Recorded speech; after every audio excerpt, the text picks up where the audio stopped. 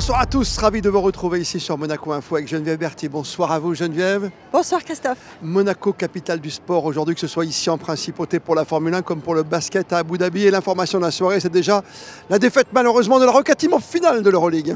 Malheureusement. Bon, le score est parlant, 11 points, ça résume la situation et notamment l'évolution du match et le fait que c'est devenu de plus en plus compliqué pendant la deuxième mi-temps. 81-70, c'est le score final, c'est la déception après cette superbe demi remportée vendredi soir. Déception aussi, peut-être un peu de frustration pour Charles Leclerc.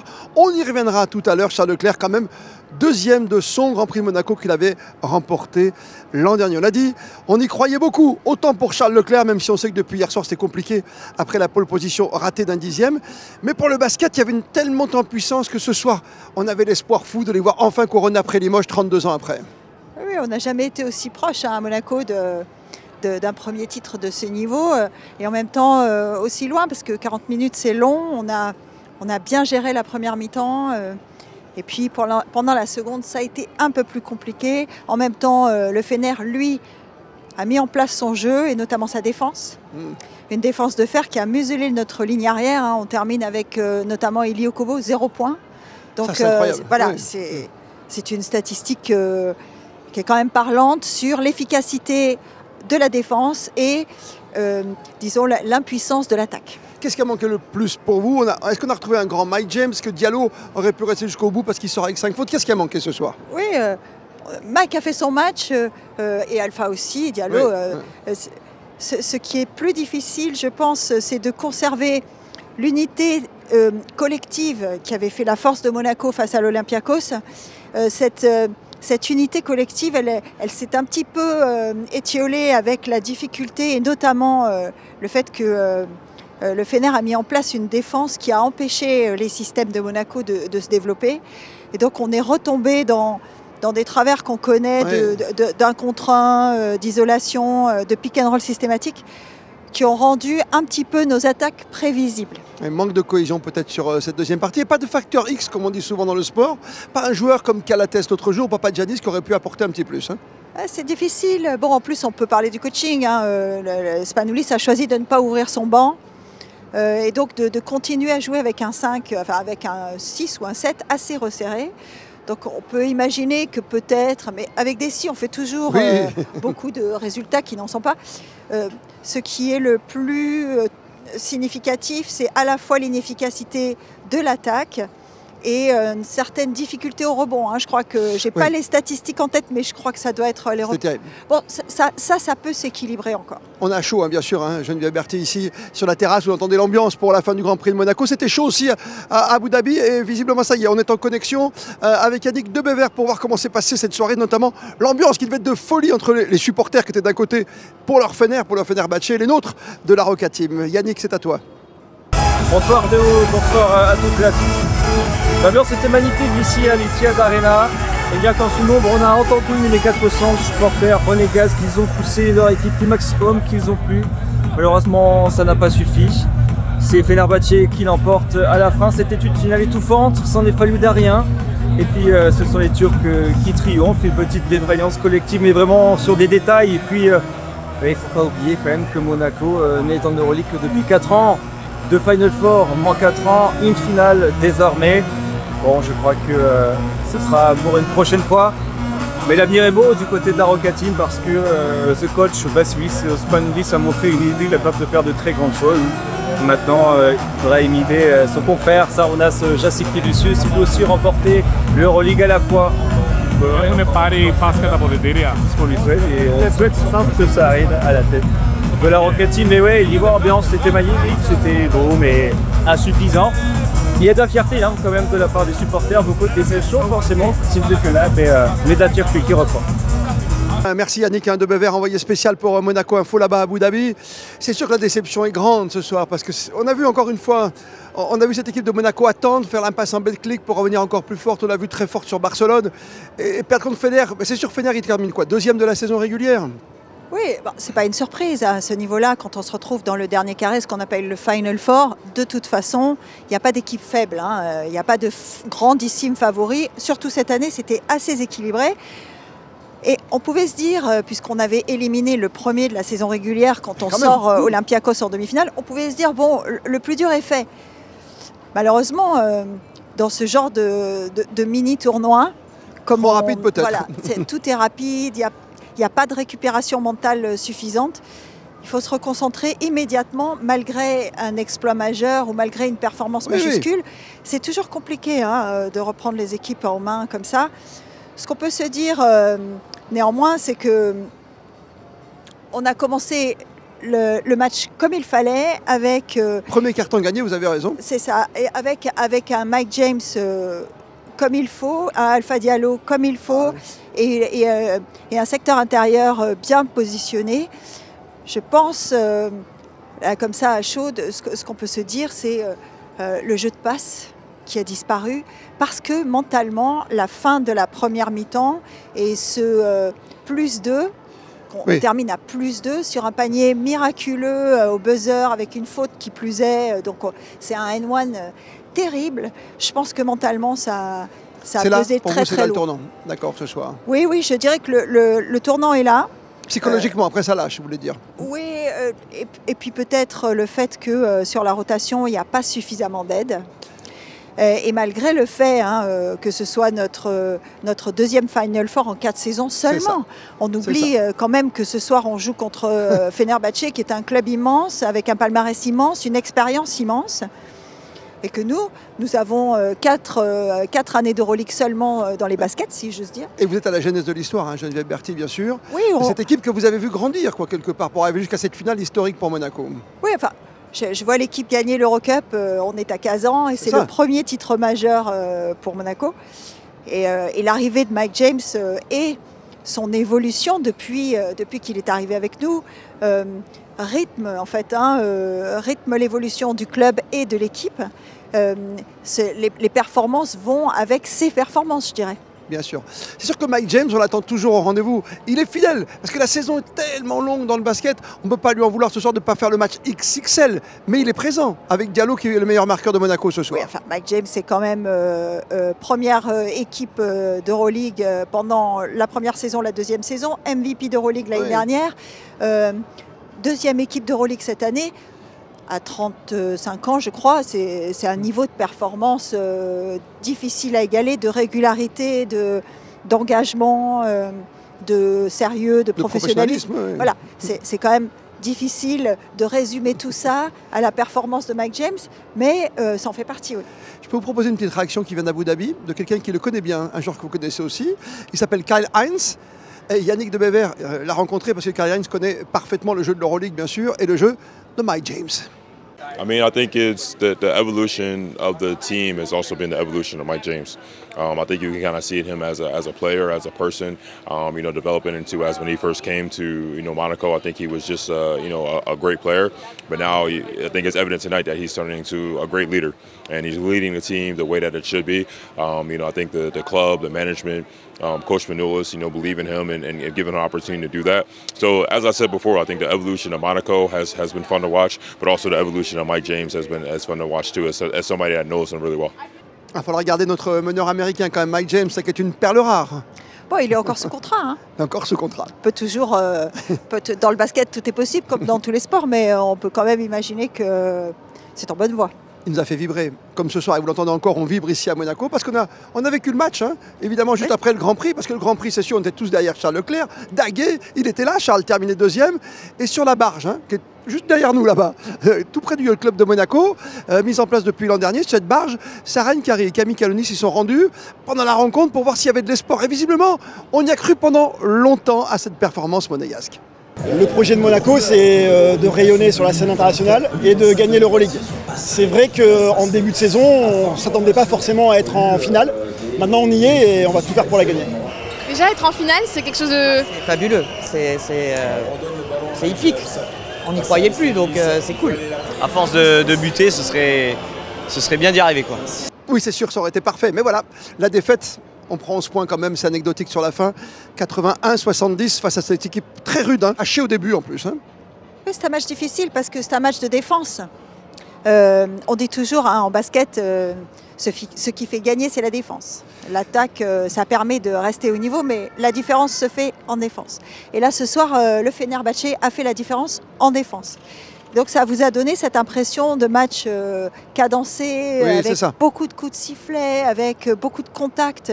D'ailleurs, les arbitres ont quand même beaucoup laissé jouer, malgré tout. Oui, même trop peut-être pour certains observateurs.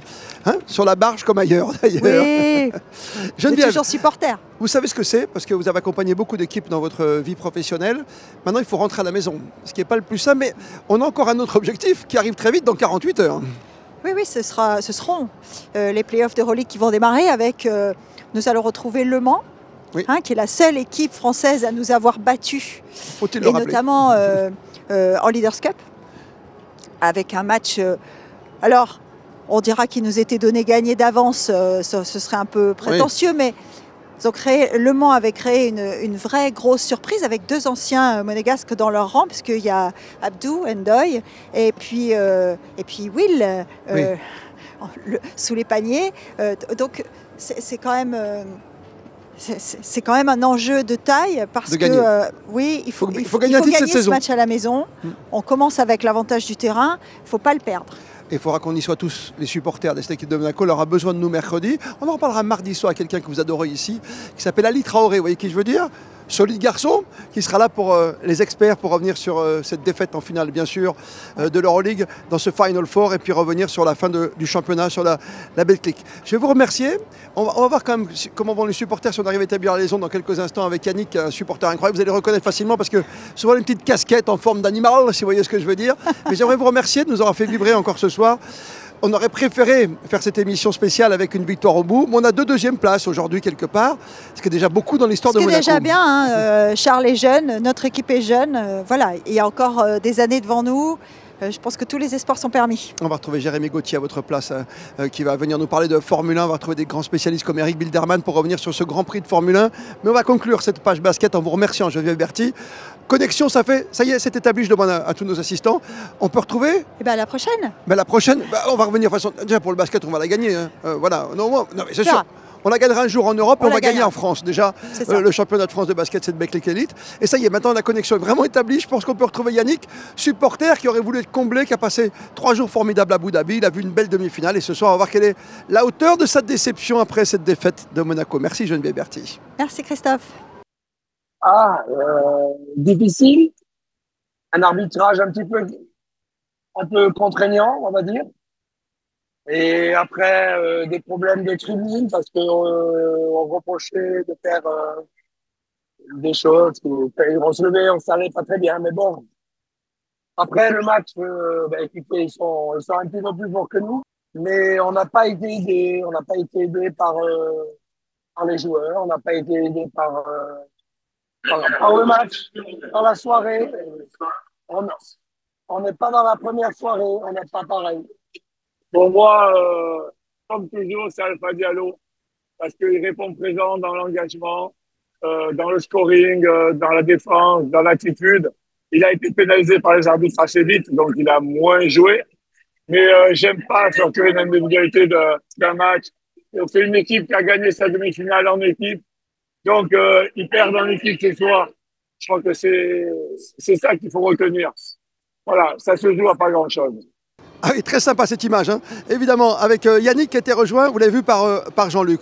Les espoirs monégasques, on le sait, encore une fois en championnat de France, venez nombreux mercredi soir à la salle, Gaston Médecin, et mardi, je vous rappelle, les experts, comme tous les soirs après le journal de 19h30, bien sûr, avec Ali Traoré. La fête ici à Monaco, ça bouge, c'est la nuit, édition spéciale, et après le basket, et cette deuxième place, cette place en finale, on va reparler de la deuxième place de Charles Leclerc qui n'a pas réussi à rééditer sa performance.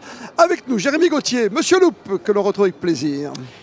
Bonsoir à tous, merci de m'accueillir. Ça fait 2 deuxièmes places aujourd'hui quand même.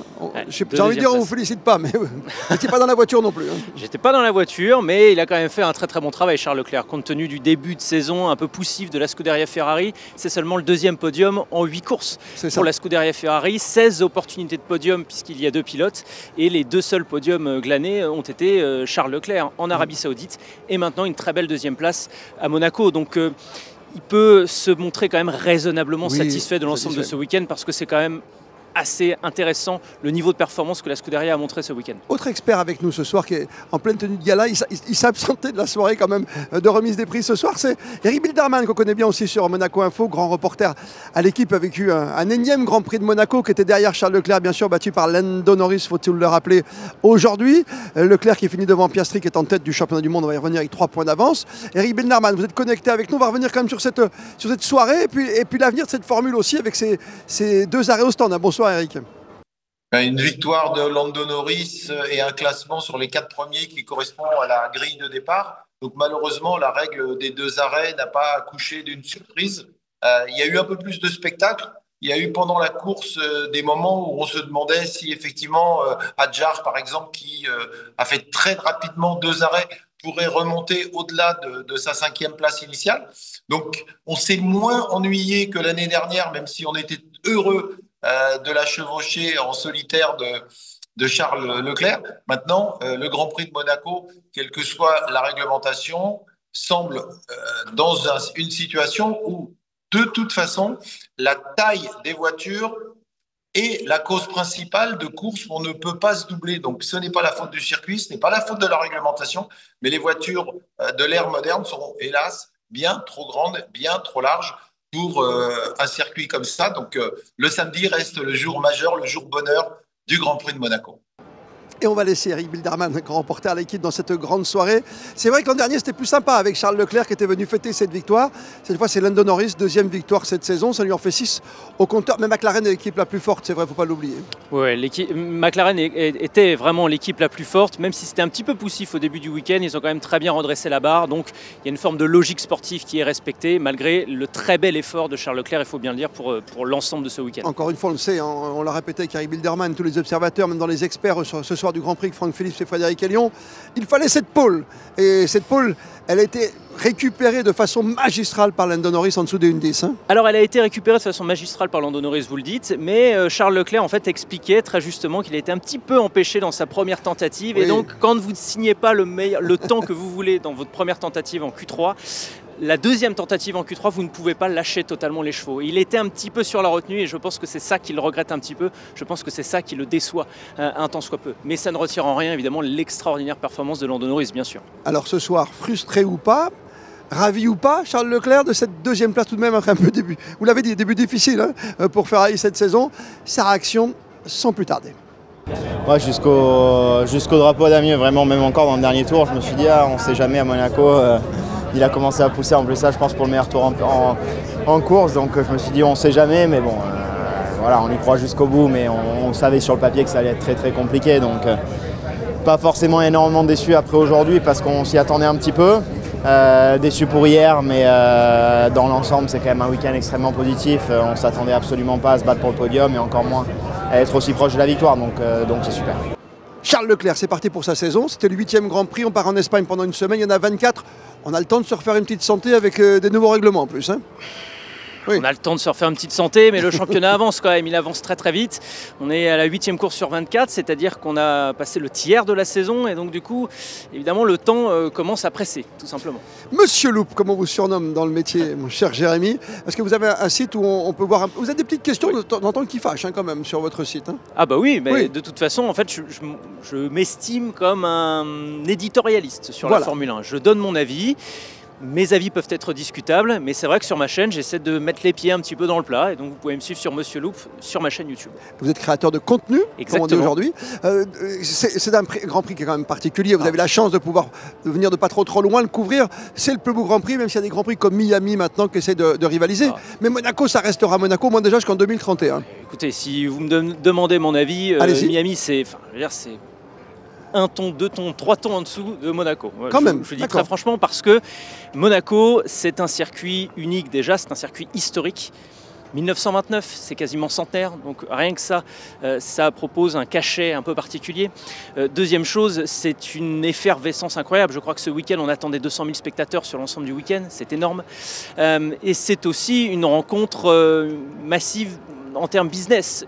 On n'est pas sans savoir évidemment que la Formule 1, c'est un carrefour d'attractivité, un carrefour de sponsoring, de mécénat, d'entreprise. Et donc il y a tout un tas d'entreprises ce week-end qui sont venues profiter du week-end du Grand Prix de Monaco. Les affaires se font ici, vous voulez dire? Exactement, pour montrer leur visibilité et pour enrichir leur carnet d'adresses, tout simplement. Et puis il y a un dernier point. Allez. La Croisette à Cannes, qui n'est pas très loin, donc évidemment, oui, ça, les stars sont là. Évidemment, les stars sont là, mais il y a des stars qui ne sont pas seulement là pour la beauté du geste. Je donne l'exemple de Zinedine Zidane, qui était présent dans les paddocks ce week-end. Zinedine Zidane est un ambassadeur d'Alpine, oui, bien sûr. tout simplement. Donc ça montre, si vous voulez, l'effervescence nouvelle qu'il y a autour de la Formule 1. Ça, c'est très très symptomatique de tout ce qui se passe. C'est quoi? C'est l'effet Netflix, on en parle à chaque fois, Drive to Survive. Au-delà de ça, c'est Liberty Media, c'est une société de médias de masse qui a repris les droits de la Formule 1 à partir de 2017. Auparavant, on était sous l'ère Bernie Ecclestone, qui était un anglo-saxon, un Britannique, qui avait une vision de la Formule 1 très feutrée, qui voulait vraiment l'exclusivité totale sur son produit. Et Liberty Media est parti du postulat qu'il fallait ouvrir un produit vieillissant, qui avait du mal à recruter la jeunesse, qui avait du mal à diversifier sa fanbase. Et donc, Liberty Media a opté pour 3 stratégies. Premièrement, les réseaux sociaux, qui est un énorme manque à gagner en Formule 1. Ça, c'est votre domaine, oui. Deuxièmement, exactement. Deuxièmement, le gaming. Alors, on sous-estime beaucoup ça, mais le nombre de e-race, c'est-à-dire les courses en ligne. Expliquez-nous, s'il vous plaît. En gros, ce sont des courses en ligne que des joueurs font dans leur salon ou avec un espèce de simulateur. Ce qu'on fait sur le e-prix déjà aussi un tout petit peu. Non, ça c'est plus de la Formule électrique. Je peux jouer à distance, je veux dire. Voilà, jouer à distance, effectivement. Et en fait, tout ça, ça a été porté par les plus grands pilotes actuels, enfin en tout cas des jeunes pilotes. Comme Charles Leclerc, Lando Norris, oui, Pierre Gasly, Squeezie d'une certaine manière, qui pendant la période du coronavirus était très connecté là-dessus et ça a donné un engouement formidable. Et puis le troisième point, vous le disiez, la série Netflix qui a permis à tout un tas de personnes qui ne connaissaient pas la Formule 1 ou qui s'en fichaient un petit peu, de s'y intéresser un petit peu parce que justement la série Netflix, et c'est sa force, montre les coulisses de la Formule 1 et non pas la course.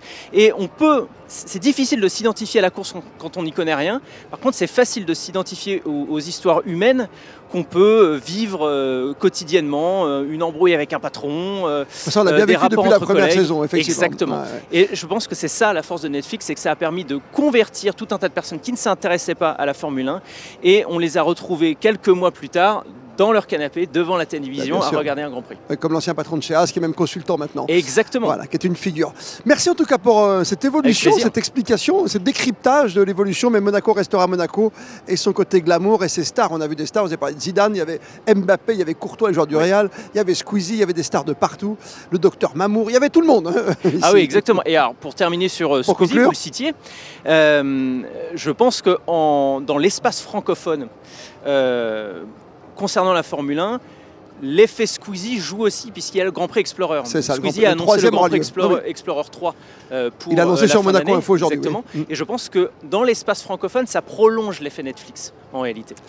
Monsieur Loup, allez voir son site, bien sûr. Monsieur Loup, c'est Jérémy Gauthier qui est avec nous tout le week-end ici à Monaco Info sur nos réseaux sociaux qui ont suivi de façon magistrale. Là aussi, vous pouvez aller suivre Monaco Info. Vous pouvez prendre l'appli, télécharger, revoir cette émission également quand vous le souhaitez sur votre réseau préféré. Merci à vous, Jérémy Gauthier. Merci à vous. On rappelle la deuxième place aujourd'hui tout de même de Charles Leclerc, encadré par Norris et Piastri, les pilotes McLaren. Et malheureusement, la défaite en finale, mais 2 belles deuxièmes places aujourd'hui pour Monaco. Défaite en finale de la Rocket Team. Merci de nous avoir suivis. Demain, n'oubliez pas, nouveau rendez-vous sport aussi, avec l'ouverture des Jeux des Petits États. Et nous serons là pour la cérémonie d'ouverture, grand direct, à partir de 21h30. Et tous les matins, rendez-vous avec nos envoyés spéciaux à partir de 10h30. Frédéric Elion, Émilie Rousseau pour un journal quotidien de ces Jeux des Petits États jusqu'à la clôture samedi prochain. Plus que jamais, vous le savez, vous êtes bien sur Monaco Info.